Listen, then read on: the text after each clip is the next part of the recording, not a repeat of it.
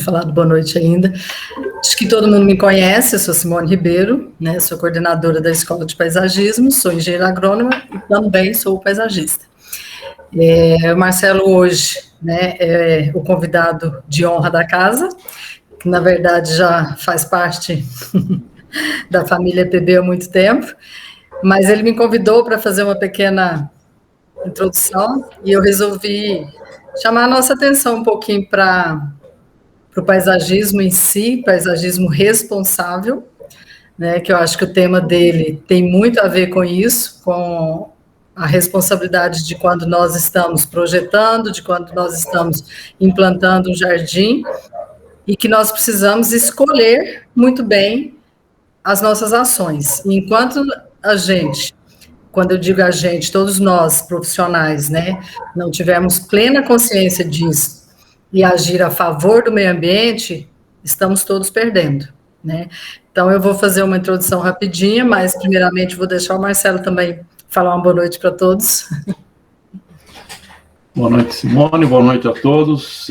Mais uma vez, agradeço novamente a oportunidade de estar aqui tocando num assunto que realmente... a gente hoje não vai falar de irrigação, a gente vai falar hoje de sustentabilidade, meio ambiente, do benefício que a água pode ter quando a gente sabe dar a utilização correta. E realmente nós temos essa responsabilidade. Meu grande objetivo hoje, e eu preparei alguns slides focando nisso, é mostrar que o paisagismo realmente é a melhor oportunidade, melhor aproveitamento, melhor utilização de água de chuva e água de reuso. Isso já é uma realidade, isso já não é mais um potencial. Então, eu queria compartilhar com vocês algumas coisas que já estão acontecendo. Muito bom. Então, pessoal, vou subir uma apresentação rapidinho aqui, para a gente fazer esse início aqui, e qualquer dúvida, se quiserem, né, perguntar alguma coisa, fiquem bem à vontade, né, podem abrir aí o microfone e perguntar.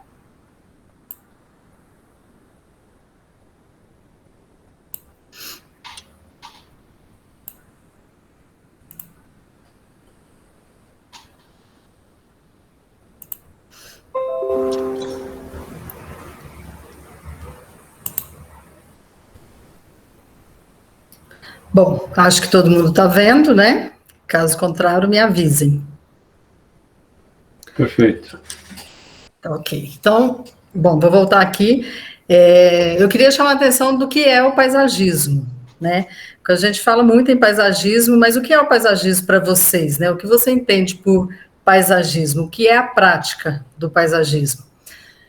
É a transformação da paisagem em função do interesse humano de apropriação do espaço. Então, vejamos que nós estamos transformando a paisagem, mas para o nosso interesse, em função do nosso interesse, em função de como nós queremos usar esse espaço. Então, isso é o paisagismo. E aí nós podemos fazer essas interferências de uma forma responsável ou não, consciente ou não. Então, eu chamo de paisagismo responsável aquele feito por um profissional consciente. Ou seja, aquele profissional que sabe como fazer a interferência, que ele tem conhecimento suficiente para poder intervir no meio ambiente, na paisagem, sem causar prejuízos para o meio ambiente. Pelo contrário, né, se possível, favorecer.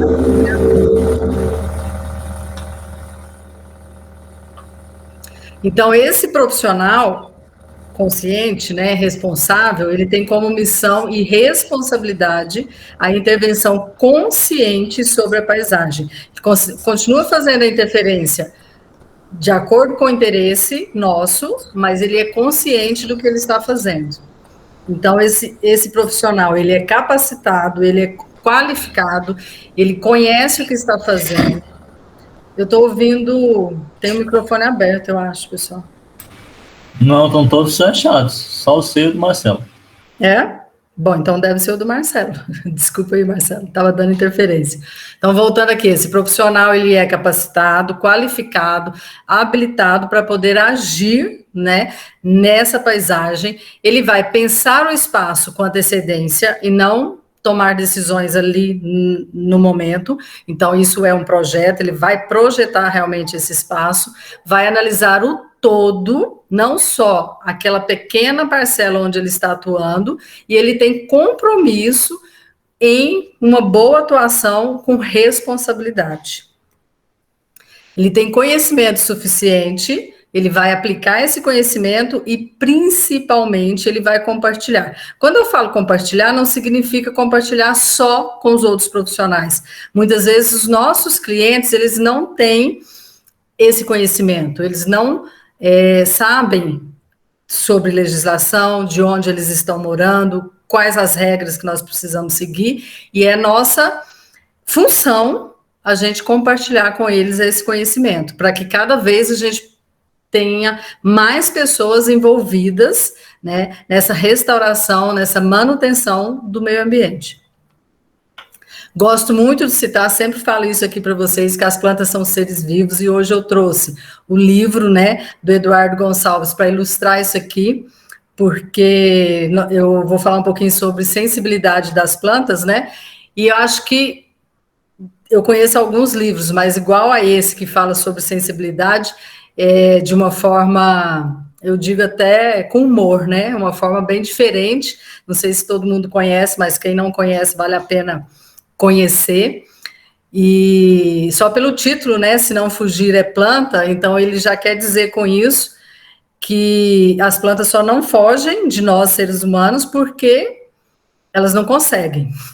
Que se elas tivessem esse poder, né, quando a gente se aproximasse, elas sairiam correndo. Então, isso me faz pensar como nós estamos agindo com as plantas, né? E me faz questionar o que podemos mudar, né? O que nós precisamos mudar, o que podemos e o que estamos fazendo para isso, né? Como estamos conscientizando todas as pessoas disso. Quando nós falamos de sensibilidade das plantas, é muito comum a gente pensar né, em relação à temperatura, às condições hídricas, à oferta de nutrientes, à qualidade do substrato. Então, tudo isso, só isso dá um assunto para um webinário todo, né? Com certeza, as plantas sentem, né? Elas são sensíveis a essas mudanças, a essas alternâncias de tudo que nós falamos aqui. Quando nós falamos de sensibilidade, vem logo uma discussão se as plantas, né, sentem a nossa presença, se elas sentem dor, né? E aí, às vezes, vem até algumas fantasias, né? Alguns conceitos que realmente não acontecem. Mas é muito interessante a gente estudar isso mais profundo. Agora, nós temos que ter consciência que as plantas sentem todas essas alternâncias de temperatura, isso está relacionado com a composição do solo, né? As alternâncias hídricas, né? Condições hídricas, e esse assunto o Marcelo vai falar muito bem quando a gente fala aí de água, né? A oferta de nutrientes que nós disponibilizamos ou que está disponível no solo, né? E se nós estamos preparando esse substrato, qual é o tipo de substrato que nós estamos fazendo, e com certeza as plantas são sensíveis a todas essas mudanças e elas vão responder positivamente ou negativamente. E nós precisamos sempre tentar fazer o melhor, né? Adequar, não querer trocar essas plantas. Uma vez eu escutei assim: não me importo de colocar qualquer planta em qualquer ambiente, a planta se adapta.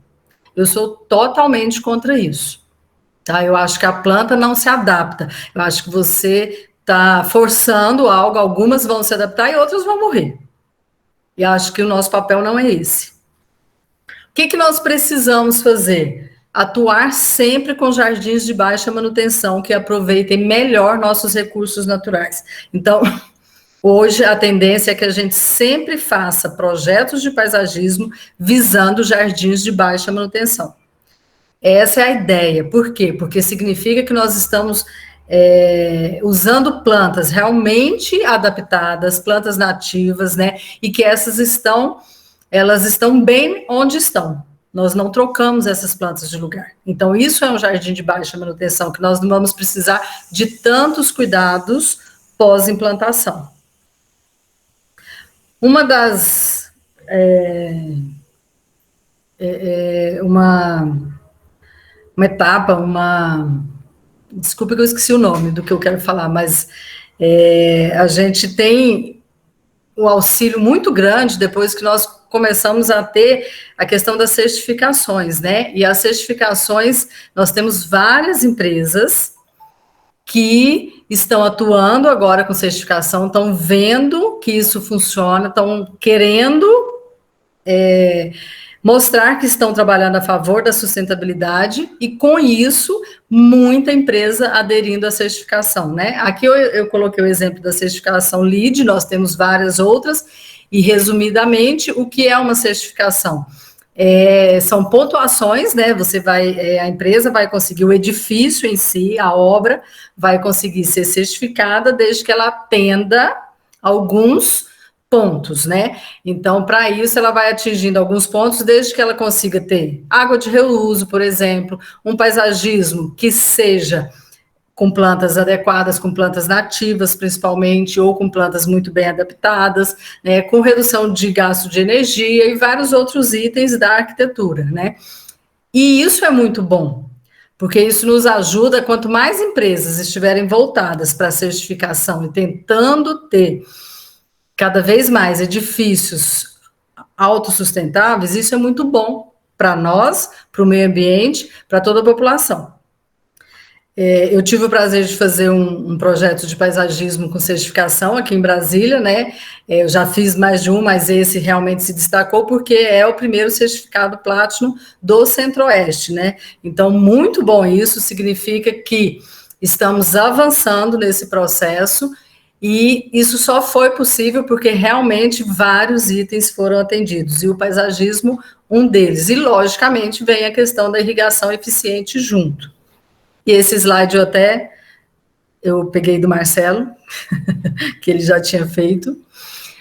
Então, paisagismo consciente, paisagismo responsável, né? Favorece a economia de recursos naturais sem perder a funcionalidade e beleza. Então, não é porque nós estamos fazendo um paisagismo consciente, mantendo os recursos naturais, que nós vamos perder a beleza, né? Nós já falamos que o paisagismo ele está deixando de ser aquele paisagismo estático, aquele paisagismo que você vai só observar, que ele é bonito. Nós queremos um paisagismo que seja o quê? Convidativo, que você tenha vontade de entrar nesse jardim, que você tenha vontade de participar. Então, para isso, está tudo relacionado com o paisagismo consciente, que nós vamos utilizar uma vegetação mais diversa, e que nós teremos frutíferas, nós podemos ter uma horta, mas ele é convidativo, tá? Então, é um paisagismo que sabe exatamente como está fazendo a interferência. O paisagismo consciente, ele prioriza a utilização da vegetação local ou adaptadas, utilização de irrigação automatizada, água de reuso, que foi exatamente o que nós falamos. E aí eu queria chamar vocês para pensarem um pouquinho no seguinte: qualquer coisa que nós queremos mudar, isso só começa a mudar quando você se importa realmente com isso. Então, no paisagismo, tudo só vai começar a mudar, está mudando, mas você pode fazer a sua parte quando você começa a se importar com isso, tá? Pensem nisso, cada um pode fazer um pedacinho, um pouquinho. Era isso que eu queria falar. Minha parte era bem rápida mesmo. Deixa eu voltar aqui.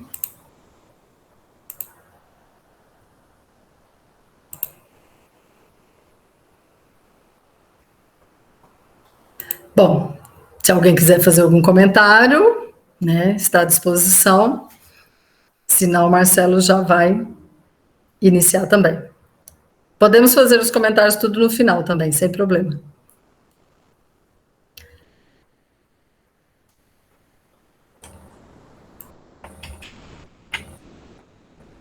Ok, então vamos lá? Vamos. Obrigado pela introdução, Simone. Essa sua introdução realmente é exatamente o foco que a gente vai querer dar hoje. Nós vamos propor olhar para o paisagismo de uma forma diferente. O do paisagismo hoje, você acabou de citar a certificação LEED, e em alguns pontos eu vou mencionar a certificação LEED como realmente uma das certificações possíveis. Mas o que a gente vai tentar é o apelo pela consciência do papel do paisagismo, né? E a nossa grande proposta é que o paisagismo é o melhor uso, a melhor oportunidade, o melhor aproveitamento das águas que hoje são consideradas secundárias, que são águas de chuva, que não são aproveitadas, elas escoam, em algumas situações até fazem estragos, erosão, água de reuso, e a grande alternativa até hoje tem sido utilizar esta água para fazer um tratamento e reutilizar ela, fazendo um tratamento pesado, oneroso e complexo. E isto, às vezes, não se mostra muito rentável. No paisagismo, a gente sabe dar destino, porque a gente diz que a planta não tem essa emoção de não saber lidar com água que tem, às vezes, um contaminante, que para nós é contaminante, para a planta não é. Às vezes, um odor desconfortável. Vou mostrar as alternativas de como é que isso está já funcionando, né? E a gente tem ouvido assim, muita pergunta, mas como é que eu faço? Como é que isso funciona? Tem recursos para isso? Porque muito se fala sobre isto, mas muito pouca prática acontece mostrando como fazer isso, né? Então, a gente propôs trazer, inclusive, semana que vem nós vamos estar abrindo um curso novo, totalmente inédito, e esse curso a gente vai se propor a falar durante 3 dias, de tratamento de água e filtragem de água, preservação de água, utilização de águas alternativas, justamente no paisagismo. Então, a primeira metade desse nosso bate-papo de hoje, eu vou dedicar a mostrar o que já existe, né, os recursos que existem, a forma de encarar isso, porque eu quero mostrar para vocês que não é bicho-papão, não é bicho de 7 cabeças, são coisas relativamente dominadas e ao nosso alcance. Eu queria começar fazendo essa homenagem a alguém que acho que todo mundo aqui conhece, e eu colei esse slide dele, tenho colado esse slide do Raul, de apresentações que nós fizemos em conjunto, e ele cita 2 frases que realmente são importantes. A água é a nossa maior riqueza, e isso nada mais oportuno do que fazer essa afirmação em tempos que a gente está se preparando já para uma crise hídrica que já está batendo na porta, né? Eu só fiquei incomodado com o depoimento, com a fala do ministro ontem. Não sei se vocês assistiram, mas o ministro falou de que vai faltar energia, tem que racionar energia. Eu só queria ter ouvido ele falar que a gente precisa olhar com mais atenção para a água. E o Raul cita que a água é como uma paixão. Quando a gente descontrola, a gente desperdiça. E se falta, a gente mendiga por uma lágrima. É exatamente o que vem pela frente agora. Então, entrando no nosso assunto propriamente dito, eu queria olhar para a água como uma fonte, um recurso que a gente tem ela disponível em 3 níveis que a gente cataloga muito mais didaticamente para olhar. A primeira é a fonte de água que eu chamo de primária, é a água como ela está na natureza, né? São os açudes, os lagos, os rios, oceanos e mares que estão na superfície, estão prontas para uso. Obviamente que nós temos hoje menos de 1% da água doce disponível para o nosso consumo, e a grande parte está em oceanos e mares, mas açudes, lagos e rios ainda têm condições de ser explorados, e nós precisamos aprender a trabalhar com eles. Nós temos muita água subterrânea, principalmente no Brasil. No Brasil nós temos 2, 3 grandes aquíferos, e muita gente extrai água de poços e cacimbas, e a água pode estar na forma de vapor, de nuvem ou de chuva. Então, essas são as formas naturais da água.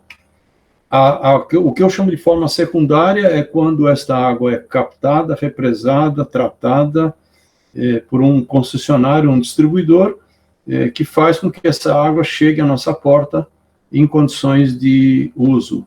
E aí é que começa o problema, porque nós começamos a produzir o que eu chamo de água renovável, né? A fonte de água renovável, e ela se avolumou de forma tão grande que a nossa preocupação com ela hoje já não passa mais por simplesmente evitar. É difícil a gente evitar a contaminação da água com alguma coisa do nosso dia a dia. Nós precisamos aprender a fazer reuso dessa água, né? Então, tem situações, e vou mostrar até ideias inovadoras, interessantes, né, de reuso de água a nível sanitário. A gente aprendeu a usar menos água, ou a usar água, ou reusar água. Desde pegar e tomar um banho de chuveiro com um balde embaixo, uma bacia embaixo, e pegar esta água e aproveitá-la para jogar, usar ela como água para um vaso sanitário, ou mesmo armazenar a água e dar um reuso para ela. E eu tive a oportunidade de assistir algumas apresentações, alguns webinars, cursos, principalmente focado no projeto que eu estou desenvolvendo aqui onde eu estou morando hoje, de uso de água do jeito que ela está mesmo, sem grandes... o que nós conseguimos fazer com essa água a nível sanitário, sem ter que gastar muito com o tratamento dela. O reuso industrial já vai de vento em popa, né? Para quem conheceu Cubatão, próximo a Santos, nos anos 70, 80, era um Cubatão, vivia uma poluição horrorosa, as águas contaminadas, o ambiente contaminado. Então, a indústria fez a sua parte e conseguiu despoluir o seu processo produtivo de uma forma... mas ela conseguiu fazer isso quando encontrou a viabilidade econômica. Não adianta só na poesia, não adianta só no objetivo, não adianta só na vontade de fazer a coisa sustentável certa. A agricultura, então, nem se fala, né?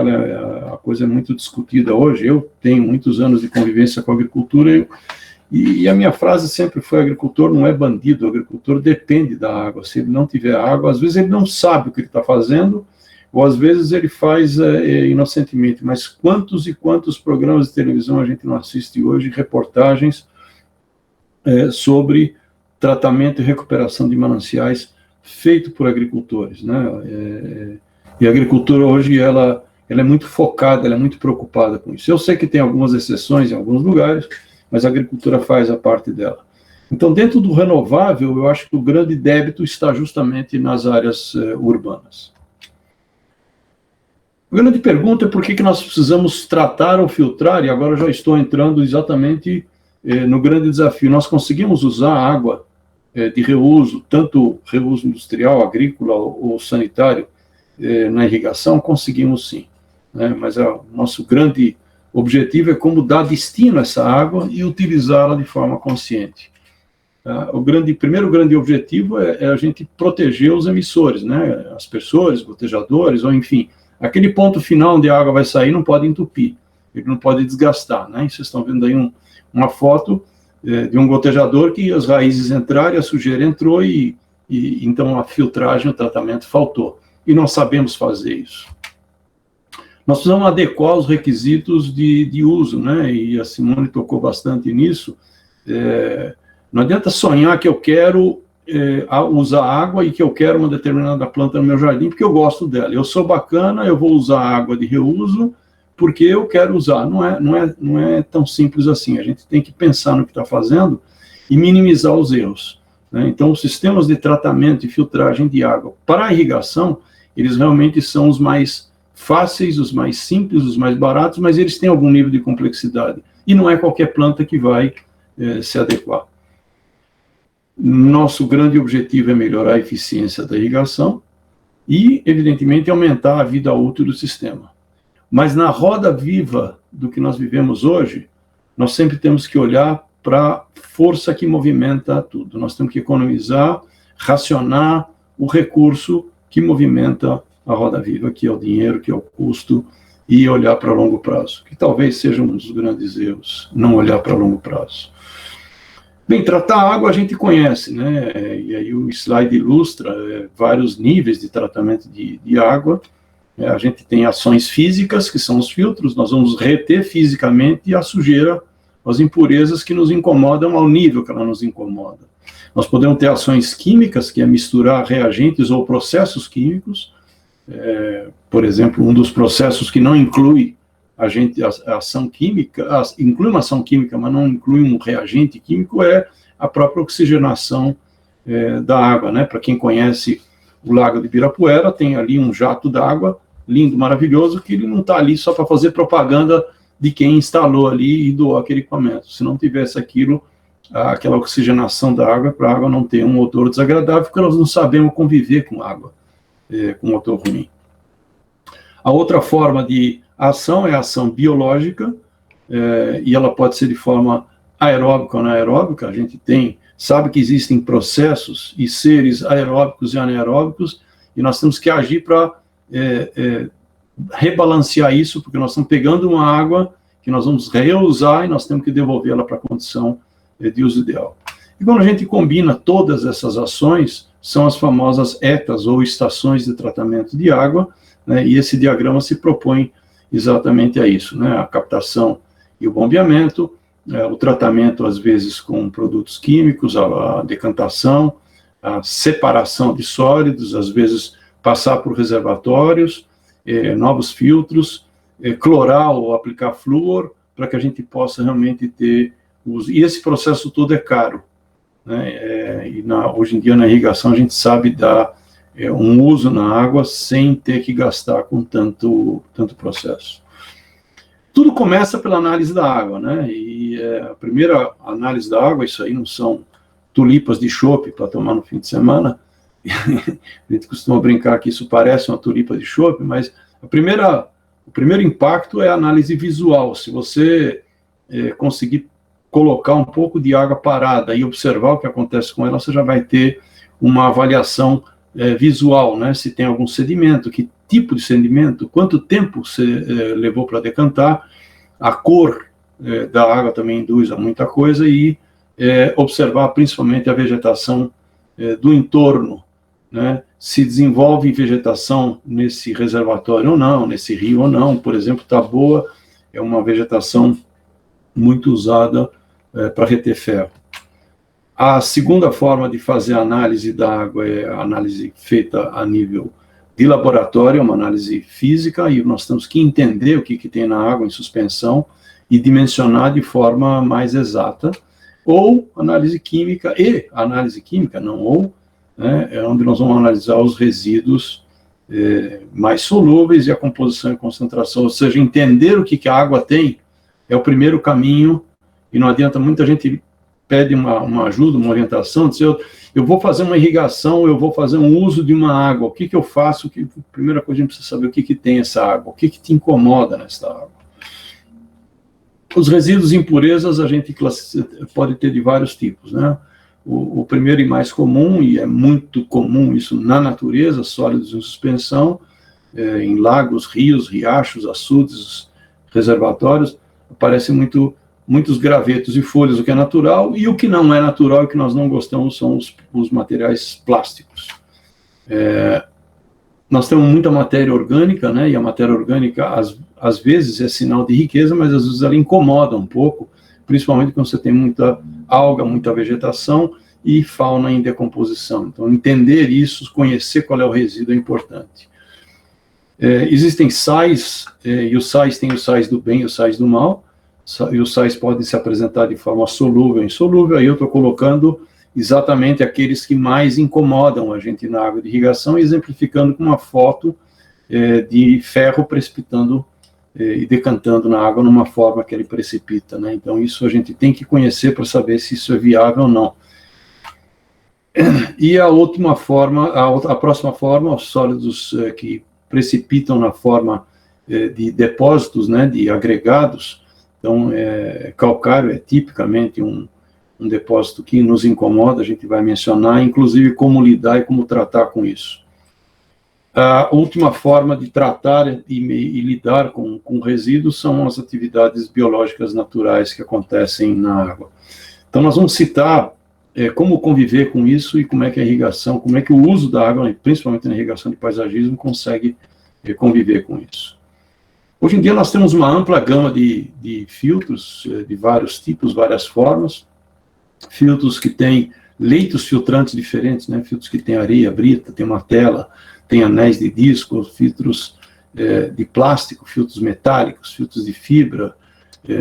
Nós temos filtros com vários tipos de mecanismos de limpeza, porque não adianta nada você reter a sujeira e não eliminar ela, né? E é tipicamente o que às vezes acontece. Você tem um sistema de irrigação com um filtro lá instalado, e aí essa sujeira incomoda, e aí tira o filtro para não incomodar, está errado, né? Então, os mecanismos de remoção de sujeira hoje já são uma realidade relativamente fácil e disponível em todos os níveis. Grande pergunta é qual é o filtro ideal, né? E o filtro ideal eu me propus o desafio de listar, e eu deixo aí em aberto para vocês criticarem isso e fazerem uma proposta de o que está faltando aí, mas para mim o filtro ideal é aquele que retém todos os sólidos que não me interessam, né? Aquilo que eu não me incomoda eu deixo passar, aquilo que me incomoda eu quero que o filtro ideal retenha esses sólidos, principalmente que está em suspensão. O filtro ideal é aquele que não satura nunca. Ele, durante a operação, ele funciona tranquilamente, seja eu parando para limpar um filtro ao final do uso, ou eu colocando um mecanismo que ele se auto-limpa sempre que necessário. Então, o filtro ideal não para. Ele funciona o tempo todo, ele não incomoda, ele não me exige, porque se eu inventar para você um filtro, um tratamento de água complexo, não vai ser confortável. O filtro de água ideal, e hoje existe essa pegada, o gasto de água em processos dispendiosos, ele é muito criticado. Então, a limpeza do filtro, que a gente chama de retrolavagem, o filtro ideal deve ter uma baixa descarga na retrolavagem. E o filtro ideal tem que trabalhar em condições de pouco gasto de energia, né? Energia é pressão e pressão de operação baixa. Então, esses são os 5 pontos que eu classifiquei como o filtro ideal, que a grande pergunta é se existe esse filtro ideal, ou se a gente tem alguma coisa se aproximando, mas sempre olhando que a gente talvez não tenha o ideal, mas que a gente consiga a melhor relação custo-benefício sempre. Enquanto não se alcança essa relação custo-benefício, e novamente eu vou insistir muito nessa tecla, o paisagismo é a melhor relação custo-benefício na utilização de água de reuso e de água de chuva, né? A gente hoje tem a missão de fazer isso porque está na moda, porque é bacana, mas depois tem aquela grande pergunta, daí, o que eu faço com essa água? Falando em filtragem, vamos mostrar 2 animações para vocês. A filtragem, para a gente alinhar com bases, né? Filtragem nada mais é do que um procedimento de retenção de impurezas. Vocês estão vendo aí que a animação retém impurezas de tamanhos e tipos diferentes, é por isso que você deve definir o que você quer reter. E, de outro lado, a limpeza, a lavagem, ou retrolavagem, que nada mais é do que a inversão do fluxo no sentido oposto, e a limpeza do filtro. Então, isso tudo tem que acontecer de forma tranquila e automática. E esse, por exemplo, é um mecanismo que está exemplificado por esse filtro à esquerda em Cortic, né, que eu vou mostrar até mais um vídeo para vocês. É um scanner que passa aspirando a sujeira que ele reteve, cospe e joga lá fora, sem interromper o procedimento. Vocês estão vendo que a água continua fluindo e filtrando, ou seja, a manutenção do filtro ocorre automaticamente sem interromper nada.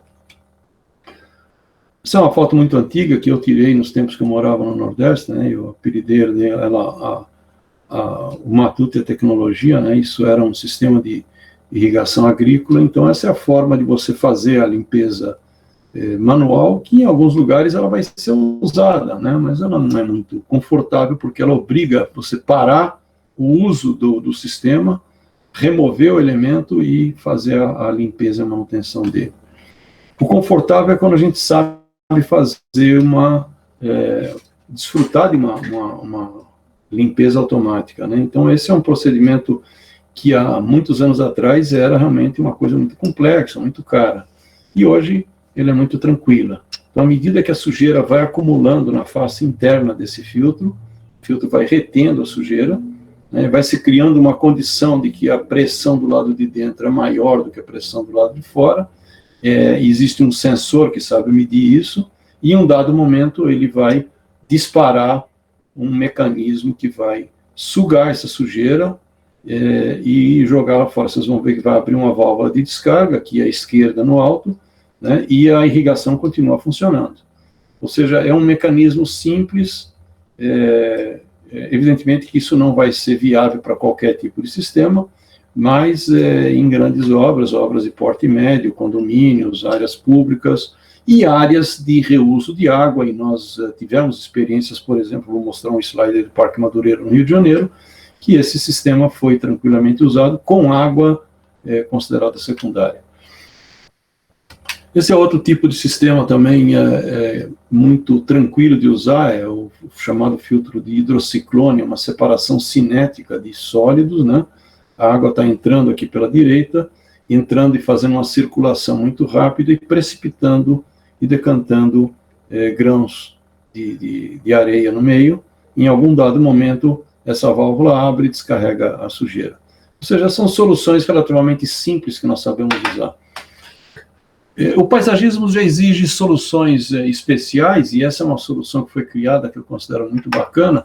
Vocês estão vendo que aqui em cima nós temos um indicador de filtro sujo, ou seja, você não precisa parar a irrigação para abrir, para ver a tela, para ver se ela está limpa ou ela não está limpa.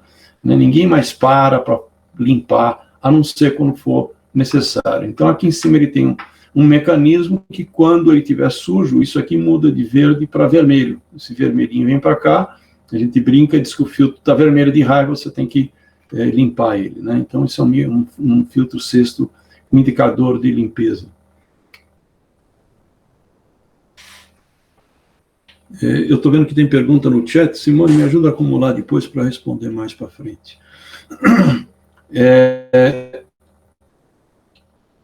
Aqui é um outro tipo de filtro que tem um mecanismo adicional. Às vezes você não tem espaço físico para colocar todos os acessórios, então esse é um filtro que foi criado para paisagismo, pensando no paisagismo, com um regulador de pressão dentro. Então você faz 2 em 1. É bacana isso. De qualquer forma, o dimensionamento do tratamento, ou da filtragem, ou do uso da água de reuso, água de irrigação, de chuva, de reuso, ele tem que passar por algumas etapas, e a primeira delas sempre será analisar o que é que você tem na água de irrigação que possa te atrapalhar ou que tem que ser tratado, né? E aí você olhar para o fabricante do emissor e ele vai te dizer o que você tem que fazer com isso. Não adianta a gente, de forma genérica, querer fazer só a análise da água ou só olhar para o que o fabricante manda fazer. As duas coisas têm que ser integradas, e aí a gente vai definir a função de filtragem desejada, ou seja, eu não quero fazer mais do que seja necessário para dar uso àquela água. O sistema tem características de vazão, fluxo de água, pressão, força da água, que a gente tem que prestar atenção, e a gente tem que prestar atenção na disponibilidade de energia e de mão de obra. Então, isso é clássico, um exemplo que eu costumo dar. Todo mundo conheceu o que eu sempre classifiquei como um belíssimo projeto dos Jardins Verticais do Minhocão de São Paulo, que, lamentavelmente, por razões que não tem nada a ver com o paisagismo e com a sustentabilidade, eles não foram para frente, né? E infelizmente estão sendo desmontados, mas felizmente na 23 de maio ainda se recuperou e ainda está sendo utilizado. Mas em algum dado momento, esses grandes painéis começaram a produzir grandes quantidades de água drenando, e a água drenando parava na calha. E parando na calha, o zelador disse que isso dava dengue. E dando dengue, ele resolveu repor esta água para dentro do tanque para ela ser reciclada, recirculada. Só que essa água trazia impurezas. Ela trazia um pouco de substrato, poeira, detrito, né? E a filtragem ali foi insuficiente porque ela não era uma filtragem automatizada e não tinha uma pessoa que fosse lá o tempo todo fazer a manutenção correta. Moral da história, arrancaram o filtro para as plantas não morrer, entupiu todo o sistema, e coisas como esse tipo realmente entristecem a gente, porque é um projeto bacana que infelizmente não funcionou. Vou propor para vocês o olhar as 3 coisas que devem ser a que a gente deve ter mais atenção, que são as coisas mais difíceis de lidar, e mostrar para vocês que são coisas que a gente sabe lidar. Quando eu comecei a trabalhar com irrigação nos anos 70, 80, isso era um problema sério, né? O calcário precipitado nas águas os primeiros projetos de irrigação de melão em Mossoró, Rio Grande do Norte, eram realmente um transtorno. E isso transformava tubo de 3 polegadas em 2 polegadas tranquilamente. As chamadas algas filamentosas, né, que formam pequenos filamentos que se entrelaçam e fazem essa maçaroca, entope até pensamento. E o grande temor da galera, que é o ferro, né? O ferro, quando precipita fazendo estrago. Nós sabemos lidar com isso hoje, né? Então, vamos explorar rapidamente. O objetivo hoje não é cansar vocês com muita parte técnica. Para isso, a gente criou o curso que nós estamos lançando hoje, que vai acontecer na semana que vem. Então, lidar com calcário é uma coisa que a gente não sabia. O calcário, geralmente, ele vem de poços profundos, tem calcário, água com calcário na superfície, mas a grande maioria são poços profundos, e a água vem com calcário bem dissolvido, porque ela vem quentinha. Então, a água quente, 40, 50, 60 graus, o calcário está bem solúvel. E ele toma um choque térmico quando ele sai, e esse impacto faz com que ele precipite desta forma. E nós sabemos tratar isso com soluções ácidas, corrigindo a acidez, ou seja, se a gente mantiver uma acidez, um pH baixo, a gente consegue tratar prevenindo ou tratar dissolvendo precipitados e aumentar, inclusive, a eficiência da cloração, que às vezes é necessária. E tudo isso sem grandes transtornos. Nós temos basicamente 3 tipos de ácido que são usados, são possíveis de se usar, e olhem quem está aqui do lado direito, ácido fosfórico. O ácido fosfórico é fonte de fósforo, e ele realmente é um ácido que tem uma corrosividade média, não é tão grave, né, e ele é o que mais... E esse sistema de injeção, de dosagem, não é bicho-papão, não é bicho de 7 cabeças. O segundo grande transtorno é o ferro, né, e muita gente, quando me pergunta nas aulas o que eu faço se eu tenho ferro na água, eu pergunto, você é religioso? Ele disse, sou, então vá à missa todo domingo e reze muito. Isso em tom de piada. Mas, na verdade, por que a gente tem que ter atenção com isso? O ferro existe na natureza em formas de diferente nível de oxidação. Então, do lado direito, vocês estão vendo ele mais amarelado, é o ferro chamado ferro 2, esse ferro é muito solúvel, né? E aqui a gente está vendo uma coloração desagradável, mas isso não incomoda. Eu me lembro de um fabricante de filtros, há muitos anos atrás, ele disse, se quiser irrigar com Coca-Cola, não tem problema. O problema é quando tem grãos sólidos na água que te atrapalham. E este ferro se transforma em ferro 3 e faz isso que vocês estão vendo aqui à esquerda, pelo processo de oxidação. Né? Ferro 2 vira ferro 3. Esse é o que incomoda a gente. Então, esse é o que dá trabalho, entope muito. E a gente sabe hoje como lidar com isso. A primeira coisa é manter ele em baixas concentrações. Né? A gente sabe que hoje até 2, 3 ppm de ferro dá tranquilamente para tratar a água e manter a nível de meio ppm de concentração. O que a gente tem que fazer, às vezes, é lavar mais as redes, principalmente os finais de linha, onde a sujeira se acumula mais. A gente tem que oxidar o máximo possível de ferro antes que ele chegue no filtro, porque aí o filtro consegue segurar os colóides que se formam, e eles se formam em cima de algas que aglutinam isso tudo, né? Ou seja, o ferro sozinho, oxidado, ele talvez não forme colóides que entupam, mas quando a gente tem um pouquinho de alga na água, isso vai aglutinar e vai dar problema. E a gente sabe fazer isso. E vocês estão vendo uma das formas, que inclusive é bela de fazer isso, né, com aeradores. A prática de aeradores no paisagismo no Brasil ainda é muito acanhada. Né? Nos Estados Unidos, isso praticamente qualquer lugar você encontra aeradores e aeradores que fazem mágica. Você tem aeradores que transformam a água turva em água praticamente cristalina, né? E os aeradores realmente são formas interessantes. Quando você trata com cloro, você realmente tem um grande problema.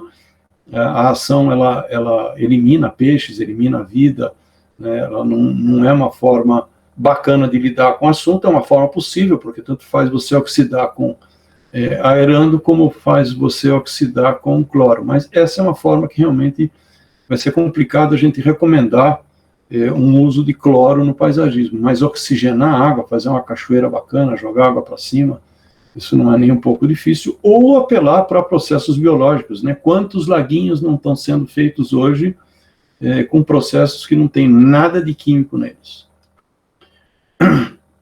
A terceira forma que atrapalha a gente e que de uma certa forma tem algum nível de riqueza, entre aspas, na água, são as matérias orgânicas, né? E a matéria orgânica, o que incomoda a gente são as algas, né? Vocês estão vendo 2 tipos de formação que incomodam bastante.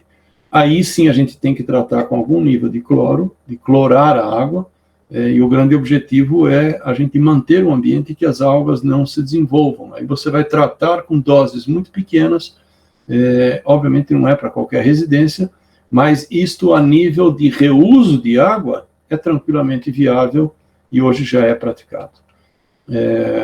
Oxidantes para decompor a matéria orgânica já existente e prevenir a aglutinação e sedimentação de matéria orgânica, né? O que a gente deve evitar também é captar água de locais parados onde a situação é mais grave, porque ali realmente se forma matéria orgânica de forma mais agressiva. Aqui realmente não tem muita alternativa, a alternativa é tratar com cloro, existem, isso é um tratamento relativamente tranquilo, obviamente, novamente, não vou recomendar tratamento de cloro em residências, em paisagismo residencial. No paisagismo tem algumas pedidas importantes. A primeira coisa, o sistema ele tem que estar escondido em algum lugar, porque ele tem que ficar enterrado em caixas especiais para não incomodar os olhos, mas de outro lado ele tem que estar acessível para você fazer uma manutenção fácil e tranquila. Então isso aqui é uma caixa que ela está muito bem posicionada e é fácil você chegar lá, abrir o filtro e limpar e tirar e fazer a lavagem dele, ou seja, isso não é um transtorno, essa manutenção é relativamente simples de ser feita. Quando você tem situações mais agressivas, existem realmente filtros mais complexos, novamente, isso não é um sistema para se usar em residência, mas existem filtros, são tanques que você dentro coloca brita, não areia, a gente chama por vício de filtro de areia, mas que eles têm todo esse mecanismo automatizado e eles são modulares. Existem sistemas de tratamento de água plug and play como esse, né? Esses sistemas são feitos principalmente para onde você tem locais onde você não sabe o que tem na água, então ali ele tem um tratamento integral. Isso é muito usado pelas tropas da ONU, por exemplo, quando vão acampar em locais de água desconhecida. Então a água entra, ela recebe logo um tratamento de cloro, ela tem um carvão ativado para tirar o gosto do cloro, ela tem um filtro, um tanque, uma granulometria especial, né, mas isso é realmente para ilustrar, para você saber que isso existe. A agricultura lida com isso há muito tempo, isso é um projeto de irrigação agrícola que eu fiz há muitos anos atrás, projeto de fruticultura, são filtros simples, fáceis, plásticos, tranquilos de manuseio. Existem sistemas de filtragens móveis, isso é uma empresa de Belo Horizonte que construir um sistema desse móvel, ela desmonta e leva e faz uma operação, ou seja, é fácil você movimentar hoje, desmontar e trocar de lugar. Normalmente os filtros que eu mostrei até o mecanismo, né, os hidrociclones, porque hoje é crescente a utilização de água que traz resíduos sólidos, né, e água de reuso com certeza vai ter isso. Quando você tem um teor mais agressivo, existe um primo dele, chamado separador de areia, que consegue extrair nós conseguimos tirar 90% a 95% da areia com esses separadores. Bem, caindo então na proposta do nosso assunto hoje, até agora eu mostrei para vocês ferramentas e preocupações e olhares que nós temos que ter, né, e ferramentas que nós temos disponíveis hoje para lidar com o assunto praticamente a qualquer nível, né? E o nosso grande objetivo é entender e olhar para a água de chuva e água de reuso, e eu quero mostrar para vocês onde o paisagismo é diferenciado. Então, aqui eu gosto desse corte, porque ele mostra que realmente o grande volume de água que nós temos é da chuva. O volume de água de reuso, a gente pode dar destino a ele, mas o grande volume não vai vir nem da máquina de lavar roupa, nem da máquina de lavar louça, nem da pia. São volumes que a gente tem que lidar e tratar e cada vez mais se preocupar em parar de contaminar o ambiente. Mas o grande volume é realmente a água da chuva. E o uso de água de chuva, a coleta de água de chuva não é uma coisa que nós estamos inventando agora, né? Então vocês estão vendo aí datas bastante antigas, né? A China já praticava isso há 6.000 anos atrás. Um palácio chamado Knossos, em Creta, 2.000 antes de Cristo. Acho que vocês conhecem a Pedra Moabita, que é o registro escrito mais antigo, já reporta reservatórios de águas em moradias a 830 a.C. E esse que é um lugar que eu tive oportunidade, eu morei muitos anos em Israel, tive a oportunidade de ir várias vezes aí, é um dos grandes desafios que eu conheci, são construções feitas pelos romanos, na época do Império Romano, e aqui é próximo ao Mar Morto, um lugar muito alto e completamente isolado. Então era para cá que o César queria fugir se, por alguma razão, a integridade fosse ameaçada, o Império Romano tivesse por cair, ele tinha que armazenar água. E a água só tinha um jeito de chuva, e essa chuva só caía durante 2, 3 meses. Eles construíram aqui reservatórios de 40 milhões de litros e conseguiam reutilizar esta água e de forma fantástica. Hoje nós temos recursos, bombas e recursos diversos, na época eles não tinham isso. A Índia e o Nordeste são regiões que, ao longo dos anos, construíram milhares de pequenas cisternas que armazenam água, né, uma grande solução, principalmente em tempos de hoje, onde levar água até uma população carente é complicado, mas se você fizer uma cisterna e represar água, é uma solução que trouxe conforto a milhares e milhares de pessoas no Nordeste. Hoje em dia isso já é uma realidade, né? E eu ilustro essa foto com, acho que um dos grandes marcos do Brasil foi justamente o Engenhão, no Rio de Janeiro, que foi construído para os Jogos Pan-Americanos, foi o primeiro estádio coberto, e ele teve a coberta dele coletava numa superfície de 13 km², armazena 11 milhões de litros por ano e consegue manter boa parte da irrigação do gramado com essa água. Países como a Austrália, Reino Unido, já têm realidades acontecendo, ou seja, isso não é mais história, isso é a realidade acontecendo. E eu faço questão de citar, no Brasil nós temos alguns exemplos, e que eu considero dos mais importantes, as cisternas de água no Nordeste, que são realmente uma grande solução. No paisagismo, um grande impulso para isso foram os campos esportivos construídos para a Copa do Mundo, 2014, praticamente, para não dizer, toda a água de chuva é coletada, armazenada e reutilizada na irrigação dos gramados de todas as 12 arenas que foram construídas, e dos 50 centros esportivos, acho que pelo menos uns 15 ou 20 tem coleta. Então isso é uma realidade sacramentada. O que é importante realçar é que nós temos hoje muita facilidade em encontrar profissionais e equipamentos adequados, e a coleta, a armazenagem, o uso de água é relativamente simples, né? E eu não falo só da água que cai no telhado. Eu, por exemplo, aqui no projeto que eu estou desenvolvendo, onde eu estou morando hoje, eu quero coletar a água que vai cair no paisagismo como um todo, na grama ou toda a área, porque ela representa 70% a 80% da água de chuva que eu sou capaz de coletar, e o telhado é só uma pequena parte, né? Essa água não tem custo de distribuição, e aí é uma crítica que eu faço, que ela deveria ser mais incentivada, porque não tem nem custo de distribuição e nem custo de manutenção.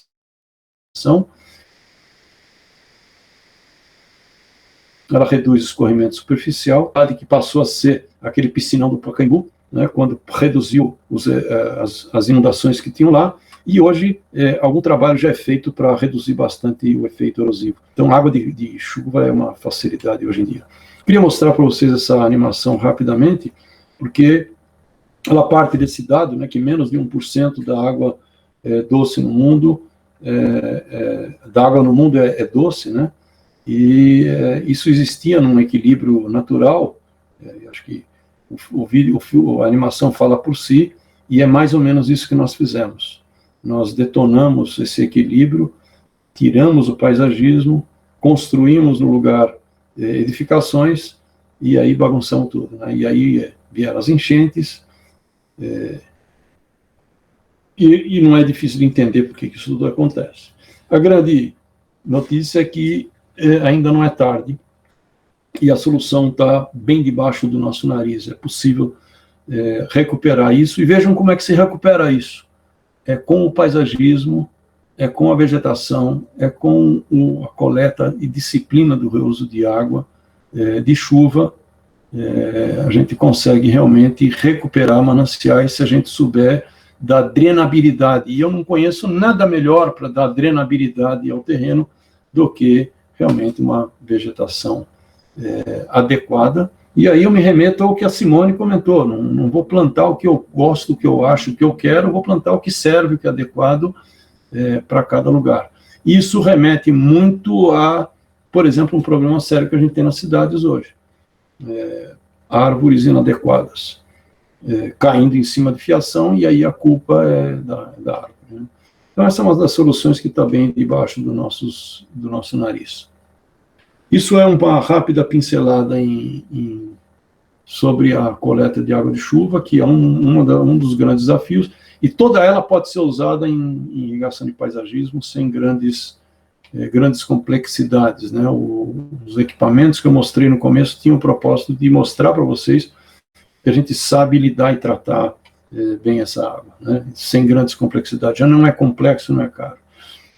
Pulando para a água de reuso, e a água de reuso também tem uma história muito antiga, a civilização Inca já tem registros, né? Eu tive a oportunidade de conhecer isso em Machu Picchu, então os Incas já sabiam reusar a própria água e não deixar ela se tornar um transtorno. O que nós chamamos de reuso moderno, ou seja, as ações de reuso, elas começam a ser registradas em 1920, com algumas ações que começam a trazer preocupações, e alguns dados estatísticos interessantes, né, que eu tenho registros nos Estados Unidos, na Flórida, por exemplo, em 2015, conseguiu-se dar destino a 2,8 milhões de metros cúbicos por dia de água de reuso. Isso representa algo em torno de 140 litros por dia por habitante. Não está o registro aqui, mas eu tive a oportunidade de, morando em Israel, conhecer e fazer parte de um projeto que coletou toda a água da região da Grande Tel Aviv, que é a maior cidade do país, e usar essa água toda para irrigação, novamente, com um tratamento que não encarecesse e não onerasse por demais. Em 2019 apareceram ações interessantes, a certificação LEED que a Simone comentou no começo, ela não pontuava e não falava sobre água de reuso, ela falava sobre o uso inteligente da água, racionamento de água, o paisagismo, e essa pontuação não contemplava com precisão a água de reuso. Em 2019 eu tive o privilégio de fazer parte de um comitê que regulamentou a utilização e começou a falar muito, e a gente pontuou bastante, o gotejamento enterrado é uma solução fantástica de água de reuso em paisagismo e nas cidades. E que se tornam, então, ações simplificadas com um custo acessível. Né? Um exemplo que todo mundo já ouviu falar, né? Na Califórnia é cheia de parques, esses parques, por exemplo, a Legoland, ela 1/3 da água usada aqui no paisagismo é toda de reuso, né?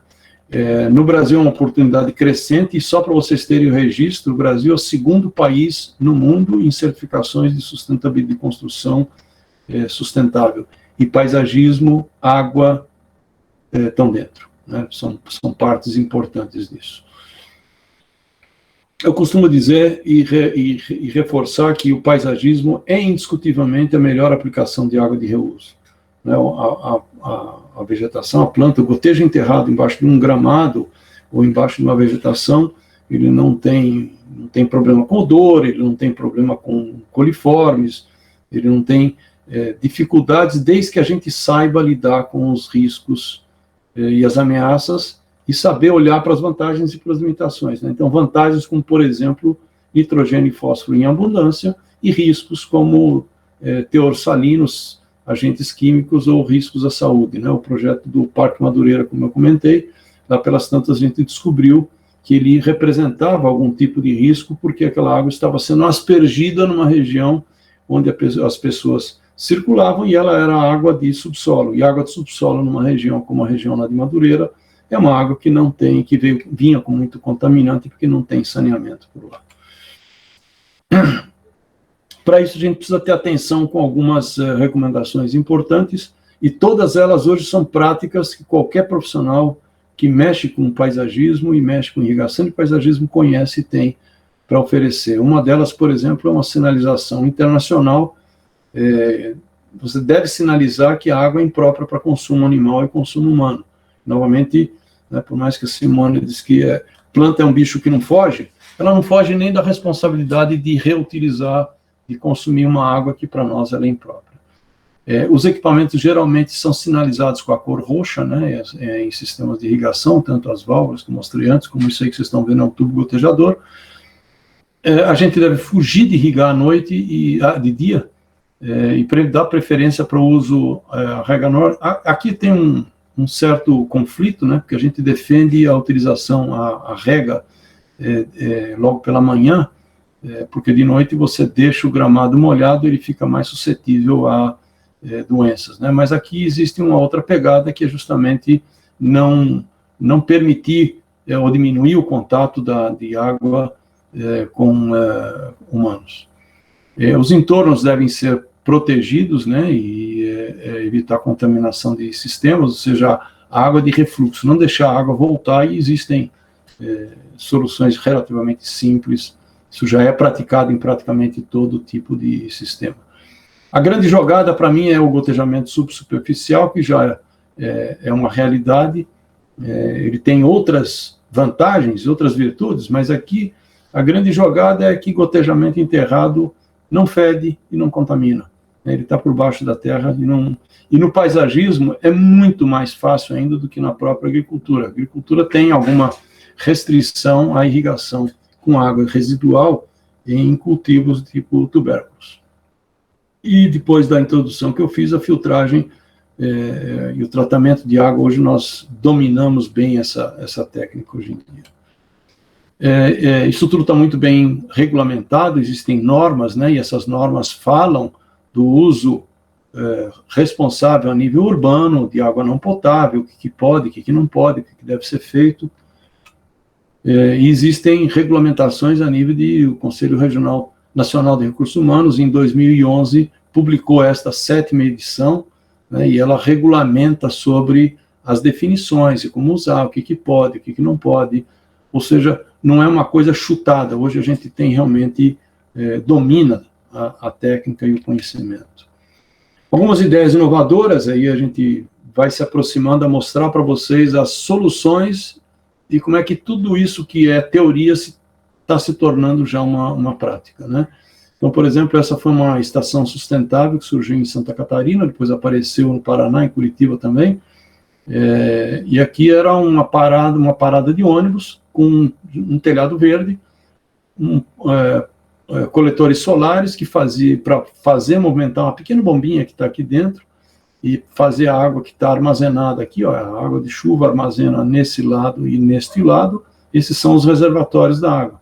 E essa água de chuva é usada para irrigar essas plantas por gotejo. Isso oferece conforto térmico, isso oferece disciplina da água que cai em cima, e até uma tomadinha para você carregar o celular aqui embaixo apareceu. Essa foi uma outra ideia que eu achei super inovadora, e eu sempre me remetia a isso como uma piada, né? Mas eu já comecei a descobrir, agora estou me interessando por material de construção, isso não é piada não, isso realmente existe, soluções como esta, de você realmente coletar a água da pia para ela ser usada direto na descarga. Isso é realidade crescente, e eu vi isso funcionando no Panamá, num hotel.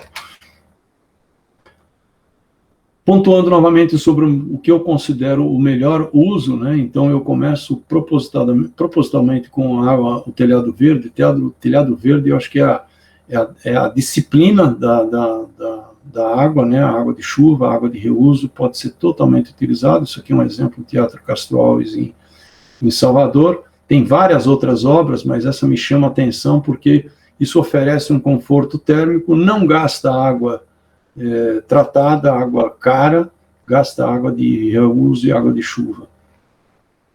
Isso foi uma outra ideia bacana. Isso é uma tela que eu printei num congresso que eu assisti no ano passado, um congresso que a gente assistiu via internet, do GBC. O GBC é um órgão que disciplina sobre os conceitos sustentáveis, a escala LEED, que a Simone descreveu no começo, e essas duas arquitetas mostraram um trabalho super bacana de uma fazenda urbana na sede da DAO em São Paulo. O que é legal aqui é que não só que eles estão dando uso à água de chuva e água de reuso, como eles criaram um projeto socialmente bacana. Pequenos agricultores que estavam, neste momento, desesperados por alguma receita, foram chamados a ensinar como é que se faz, e os funcionários levam as verduras, as hortaliças para casa, ou seja, tem várias pegadas, né? Tem várias utilizações, conforto térmico, educação ambiental, e principalmente a gente está pontuando aqui uma forma super inteligente de dar uso a uma água que não teria outra utilização. Isso é uma obra residencial na Bahia, Vitória da Conquista, né? Então isso é uma área de gotejamento irrigado por uma área de grama, perdão, totalmente irrigado por gotejamento, e assim mesmo que o cara instalou. Ele colocou os tubos gotejadores e por cima disso jogou grama. Gente, aqui você pode irrigar com água de qualquer tipo, de qualquer natureza, porque primeiro os gotejadores têm uma inteligência que sabe resistir, e a gente sabe dar tratamento, e por isso eu fiz questão de no começo mostrar todos os tratamentos, e aqui isso é aplicado, né? Mas uma simples filtragem resolve isso, e pode irrigar enquanto você está jogando bola em cima do gramado. Isso é um outro projeto bacana em Natal, é um condomínio, né, uma parada, estacionamentos, né? Então aqui é realmente utilização de água de chuva, é uma área que chove muito de repente e depois passa um grande período sem chuva. E aqui foi utilizado o gotejamento enterrado, e a prova de que não há intrusão de raízes está aqui. A gente tirou uma placa de grama aqui para ver, realmente constatou que não tinha problema de intrusão. As arenas, como eu disse, foram grandes desafios, né? Essa foto fui eu mesmo que tirei no Maracanã, quando o sistema de irrigação ficou pronto, e vocês veem a mega estrutura que tem coletando água de chuva, e ela realmente é disciplinada, não só água de chuva, como a água de drenagem do próprio gramado. E aqui foi um grande desafio, porque o Maracanã fica próximo ao rio Maracanã, e ali às vezes tem problema de maré, e a drenagem aí foi meio complexa. Essa obra vocês começam a ver daqui para frente pontuações na escala LEED, que a Simone citou. Essa é a prata, né, silver, e aqui ela pontuou muito mais pela pegada da água do que qualquer outra coisa, né? Evidentemente que aqui a construção não tem muito que ter de construção sustentável, um estádio, mas a irrigação aqui contribuiu de forma importante. Esse é o projeto que eu citei, do Parque Madureira, no Rio de Janeiro.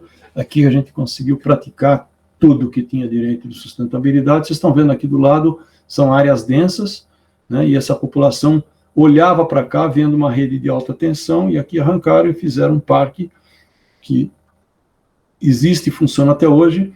E como exemplo, isso aqui é uma das construções, é um banheiro e uma área de lazer, que as pessoas entram aqui para curtir, mexer, brincar, fazer acontecer, e esses banheiros e essas áreas, esse telhado verde, esse jardim vertical, tudo isso é irrigado com água de subsolo.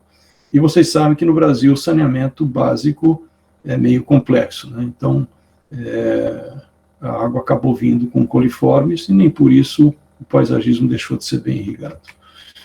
Isso é um projeto também, o Parque Madureira nunca foi submetido à pontuação LEED, até onde eu sei. Isso é uma foto que eu tirei visitando uma empresa no Paraná, a RAC Engenharia. Ela faz projetos certificados, e ela fez o projeto dela. Ela construiu um tanque, uma coleta de água de reuso. Isso é um tanque roxo, sinalizando roxo é água de reuso, fez um filtro aqui, e aqui um telhadinho verde, onde ela realmente disciplina a água, e Curitiba tem disso, né? Tem dias de chuva muito forte. Isso é em Curitiba também. Isso é a sede do Conselho Regional de Educação Física, são 4 andares, aqui em cima fica um mega tanque, e esse mega tanque junta a água de chuva, junta a água de reuso, né, e espalhado pelo prédio tem floreiras, e essas floreiras criam um ambiente super agradável e confortável. Reparem, aqui certificação Gold, né, porque ele alcançou uma certificação até mais alta. E reparem que eu estou apelidando esses slides todos de soluções acontecendo. Isso não é mais teoria, isso é realidade. Essa é uma foto que eu bati também em São Paulo. Eu subi no último andar de um dos prédios ali do que eu chamo de Ilha da Sustentabilidade, ali próxima da Marginal do Pinheiros, e eu fiquei impressionado com a quantidade de áreas de paisagismo inteligente e sustentável, utilizando todas essas alternativas, né? E todas elas pontuam, e por isso eu tomei a liberdade de colocar todas as 4 certificações nos 4 níveis, ou seja, gente, isso é coisa que já está acontecendo. Até adianto para vocês, eu acabei de ler uma reportagem, pela primeira vez o Brasil está participando pelo GBC, Green Building, na disputa pela certificação a nível mundial. Um projeto brasileiro está disputando a certificação, a premiação como projeto do ano. Isso realmente é motivo de muito orgulho, né? Então, isso eu chamo de ilha de sustentabilidade, porque realmente ela pratica isso. Um dos prédios que eu fiz questão, que eu pude visitar, e eu tive depoimento do gerente de operações, e achei muito interessante que ele fala de tudo que eu queria que ele falasse, ele contou para mim, né? De água de chuva, mas o que mais me chamou a atenção é isso aqui, ó, o volume, isso foi um e-mail que ele mandou. O volume total tratado em épocas de baixo índice pluviométrico gira em torno de 3%, e em épocas de chuva pode extrapolar os 10%, ou seja, não só que eles criaram um ambiente super confortável, agradável, certificaram LEED e LEED Gold, né, mas eles conseguiram dar destino à água, que antes era um grande incômodo. E ele diz aqui, ó, a automação faz com que funcione de madrugada de forma a não impactar no fluxo de pessoas do condomínio. Outras soluções, essa empresa fez esses projetos todos, né, e vejam que coletar água de chuva não precisa nenhum doutorado, o cara simplesmente usar e eu pretendo usar exatamente esta solução no meu projeto aqui, simplesmente uma canaleta, e existem soluções que você consegue disciplinar, coletar e impedir que isso se torne um grande transtorno, né? Os telhados verdes já são realidade, não vou chover no molhado, brincando de usar as palavras, né? Mas telhados verdes já não precisa mais provar o seu espaço, o seu lugar. Esse é um projeto também bacana em Brasília, que eu tive o privilégio de supervisionar. Tem 2 assinaturas aqui de peso, acho que Simone, não sei se vocês conhecem, Simone conhece os 2, quem projetou foi o Jacó, e quem fez o projeto paisagístico foi a Ana Paula Rosel, mas o bacana não é outra coisa senão uma área de lazer que tem no último andar, com água de reuso de um laboratório conhecido, né, e os funcionários sentam aqui, curtem o lugar, e tudo isso é irrigado com água de reuso e água de chuva. 100%, ele ganhou a certificação. Esse é outro projeto bacana em Brasília, é o CNC, Centro Nacional de Comércio, uma coisa assim, são 4 megatorres, e novamente em cima, essa é uma foto tirada de cima, são áreas de lazer aqui em cima com gramado, em cada uma dessas torres, e a área de paisagismo embaixo, toda ela com água de chuva, água de reuso, gotejamento enterrado, e ela contempla tudo que tem direito, e aqui a empresa que fez conduzir a irrigação. E fechando a nossa aula de hoje, isso é essa é a minha projetista, a minha paisagista preferida, tanto é que eu acertei para fazer um projeto dos meus sonhos, mas eu fiquei muito satisfeito de ver. E eu tive a oportunidade de mostrar esse slide num congresso do CONAPA, não sei se vocês assistiram, mas é realmente o primeiro certificado Platinum no Centro-Oeste.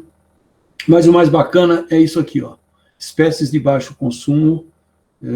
Isso é importante, não adianta você inventar planta fora do habitat dela, né, e a redução 100% da água potável na irrigação. Isso é muito bacana, isso foi publicado. E o outro projeto que eu também considero muito bacana, um paisagismo sustentável, INEP Vila Lobos, realmente é um privilégio a gente poder viver tempos que fazem essas ações. Eu queria finalizar, agradecer novamente a oportunidade e aí em seguida abrir para perguntas e comentários e para o nosso bate-bola. Nós estamos na semana que vem começando um curso completamente novo, um curso que foi criado numa demanda, eu não sei se está presente aqui com a gente, mas um dos alunos da IPB pediu que a gente fizesse esse curso, um pouco de técnica e um pouco de prática, né, para a gente saber utilizar, então, água de reuso, água de chuva ou filtragem e tratamento de água em irrigação de forma geral. Vão ser 3 dias, cursos à distância, e eu convido vocês a divulgar e fazer parte desse curso. Ok? Então, era o que eu tinha guardado, preparado para mostrar hoje, falar hoje. Eu espero que tenha sido ilustrativo, e eu resumo e fecho dizendo... isso já não é mais desafio do futuro, isso não é mais coisa de astronauta, isso é coisa do presente, isso é coisa que acontece e funciona, acontece nos dias de hoje. Estou vendo aqui alguns comentários. Posso responder direto, Simone? Pode sim, Marcelo. A Zélia pergunta, tem uma represa onde a água é muito ferruginosa, será que a água-pé ajuda a limpar? Água-pé é uma faca de 2 legumes, Zélia, porque ele se vai reter o ferro, ele vai abrigar peixes que vão se lambuzar ali por baixo e vão segurar, vai te ajudar, mas os dejetos e os restos vegetais às vezes vão te atrapalhar um pouquinho. Então, se você conseguir prender esse água-pé num canto, vai ser prudente. Inclusive, tem uma cidade no interior da Paraíba, Campina Grande, que resolveu dar esse tipo de solução. Só que eles perderam o controle e o HP tomou conta do açude inteiro e o odor ficou meio complicado. O que eu recomendaria, você não sei o tamanho da represa, mas, novamente, se você puder compartilhar uma análise de água, a gente faz um comentário mais específico, aerar e oxigenar, indiscutivelmente, são as melhores e mais baratas formas de você... inclusive dá um aspecto paisagístico, né? Você colocar um aerador, uma fonte iluminada ou não iluminada. O Parque Madureira tem 5, 6 ou 7 fontes que foram instaladas. Marcelo Xará pergunta como seria a aplicação de jardins filtrantes. Vejo que são normalmente usada. Excelente colocação. Eu assisti, inclusive, acho que foi um webinar da Simone também. Não me lembro quem foi que fez isso, mas realmente são jardins filtrantes. Mas aí tem o propósito de reter sólidos mais agressivos, né, coliformes, etc. Mas realmente isso está sendo muito usado em áreas mais extensivas, mas realmente existem muitas aplicações. Eu fico devendo quem é que está fazendo isso. Eu me lembro que foi ele usou até plantas... Me ajuda aí, Simone, eu não me lembro quem que foi. Eu não me lembro se eu vi num webinar seu ou se foi num congresso do GBC. Mas eu fico devendo essa resposta para você. Pode ter sido Pierre, eu tenho que dar uma olhada, porque vários passaram, né? Mas pode ter sido Pierre que tenha falado. Possível, eu tenho alguns slides guardados, eu fico devendo, Marcelo, eu vou procurar isso e compartilho através da Simone. Beleza?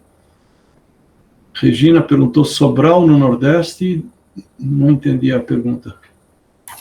Não, eu não perguntei, tem um parque lá, coisas muito soltas, assim, né? A Simone já viu, quando eu vou digitar alguma coisa, em Sobral, no Nordeste, estou lembrando na onde, eles fizeram um parque lá e tem jardim filtrante. Né? Eles estão maravilha, obrigado. Fazer toda a cidade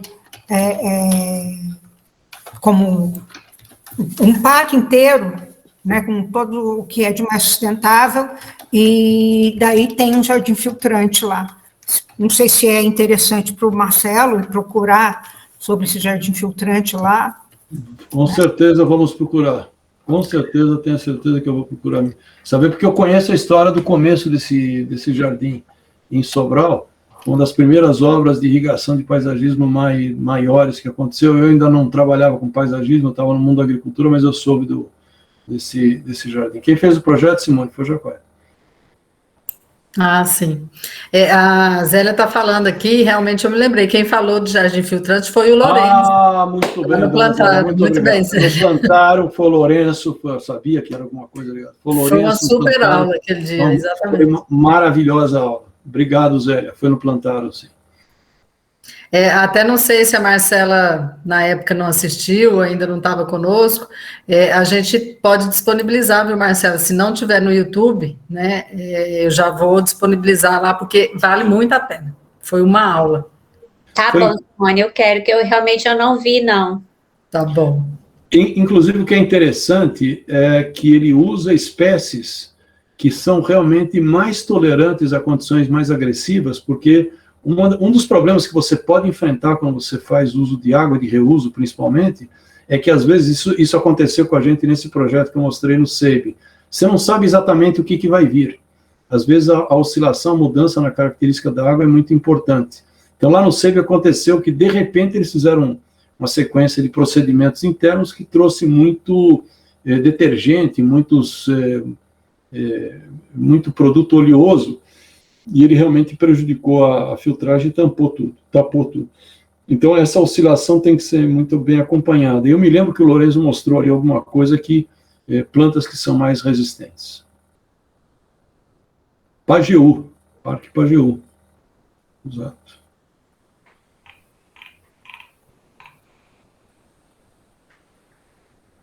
Bom, mais alguém?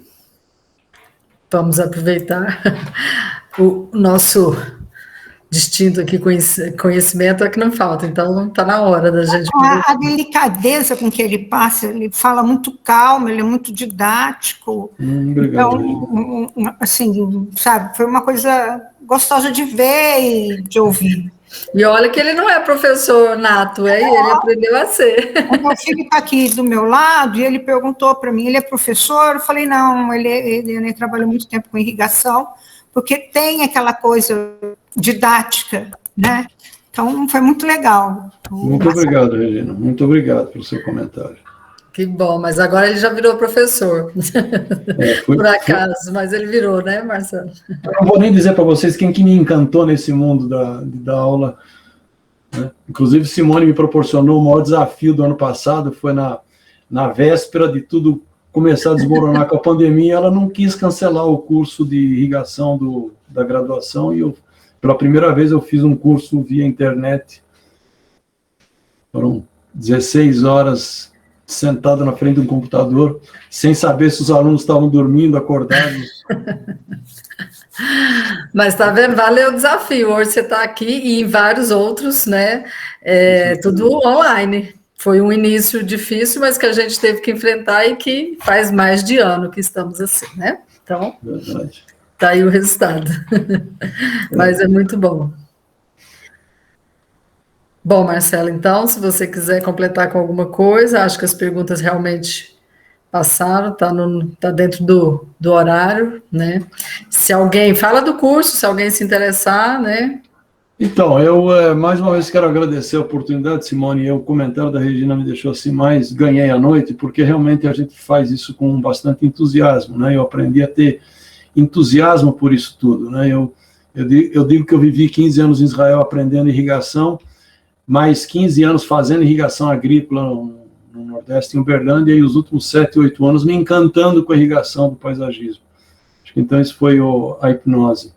E a gente aprendeu a tentar falar um idioma que tocasse de forma suave, porque o paisagista sofre muito com a falta de soluções, e quando aparece um cara para dar a solução, ele complica mais do que qualquer outra coisa. Então, a nossa proposta tem sido realmente descomplicar o assunto e oferecer...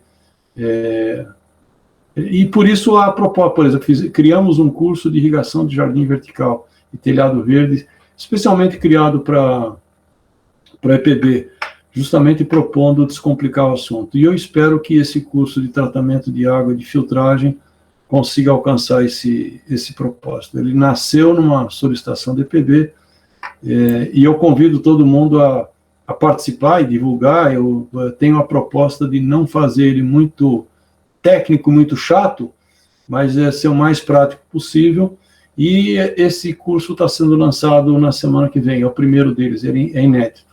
e a gente vai estar sabendo oferecer uma condição bastante agressiva, né? A Simone vai estar oferecendo aí um descontaço nesse curso. Eu não combinei com ela, mas agora ela fica obrigada a isso. Mas a gente vai estar realmente reivindicando que seja um custo bastante acessível para você poder, para a gente poder realmente colocar ele aqui, hein? Já gostaram. Opa. Eu gosto de chamar a atenção no seguinte, né? Eu sempre falo para o Marcelo que os paisagistas, de forma geral, eles têm uma resistência quando a gente começa a falar em irrigação, em detalhe, ninguém, às vezes, são poucos os que realmente se interessam, né? Mas na escola a gente costuma sempre chamar muita atenção, que isso não quer dizer que você vá trabalhar com irrigação. Mas se você é paisagista e não entende o que está sendo feito, você vai ter que confiar na pessoa que está fazendo para você. E, de repente, nem sempre ele está fazendo certo. Eu falo isso em relação ao jardineiro também, a nossa mão de obra, né, que vai implantar um jardim. Se você não sabe como fazer, você tem que confiar naquele que está fazendo. E sempre você pode confiar. Eu acho que o mínimo que nós temos que entender é o funcionamento, para ver se aquilo ali é o que está sendo usado agora, né? Então, eu chamo muita atenção para isso, porque eu acho que vale muito a pena você ter certeza do que está sendo feito, porque é o seu nome, né? Querendo ou não, o paisagismo é seu, e caso algum projeto ali complementar que não vá bem, né? Nós vamos ter complicações para o nosso lado, mas é bem isso. Bom, já que o Marcelo falou, né? Caso vocês que estão aqui, a gente tem a lista de quem está aqui, se interesse no curso, pode entrar em contato comigo ou com a Viviane.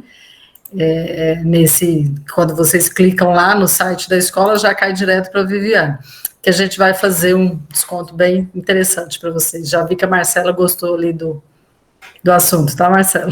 Só seu xará, né? Então... Essa tem que ganhar mais desconto ainda, com o nome desse. Um nome bonito desse, né? Nome bonito desse. Ó, a Thelma também gostou. Aí, ó. Vamos lá, Thelma. Tá certo. Esse Marcelo tá muito bonzinho hoje, gente. Agora, né, vocês já viram que ele quase não puxa saco da Simone, né? Não. Quase nada. Fã incondicional, né? É assim, ó. Completamente. Gente, ó, muito obrigada, tá? Ó, estão elogiando, vou passar para você que está lá escrito, você está vendo, ótima apresentação. Então, você já ganhou a noite mesmo, ó. Ganhei mesmo. De boa didática, ótima apresentação, e é aquilo que eu falei, né? É um assunto muito importante. Então, muito obrigado mais uma vez, Marcelo, né? Por estar aqui conosco. Volte sempre à casa sua. Estamos juntos, né?